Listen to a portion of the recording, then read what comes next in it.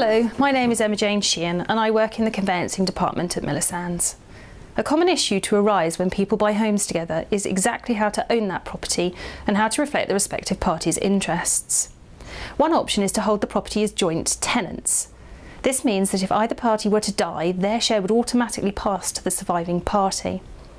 There is no need for formal transfers and you can simply lodge the death certificate at the land registry.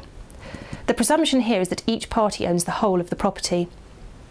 In a joint tenancy, your respective contributions to the purchase price, mortgage or maintenance will have no effect on your ownership of the property. You will both own the whole. In contrast, you can own the property as tenants in common. All owners have rights to possess the property, but you each own specified proportions. For example, you might stipulate that you own the property equally, or that one of you owns 70% interest and the other 30%, or specify that the proportionate interests in the property are divided in some other way. A tenancy in common is recommended when parties are contributing different amounts of capital to the buying of a property.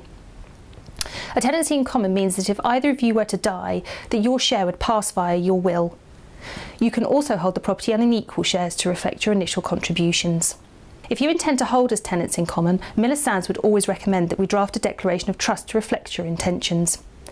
This document sets out your respective shares in the property and can be used in the event of a dispute or death of either party. It will also cover the scenario where one of you wants to sell. If you intend to hold as tenants in common, then it is very important that you also draft a will to state who should be the beneficiary to your share of the property. If you fail to do so, the rules of intestacy will dictate who gets what.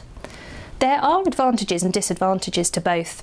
Which one is best for you will depend on your individual needs and circumstances. Many married couples opt for joint tenancies because they don't perceive any advantage in defining separate shares, particularly if they want the property to pass automatically to the surviving spouse if one of them dies.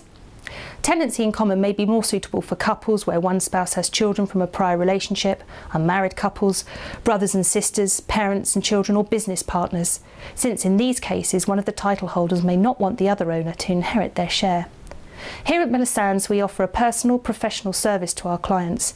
If you want to discuss any tenancy matters or are looking for a quote, please call me.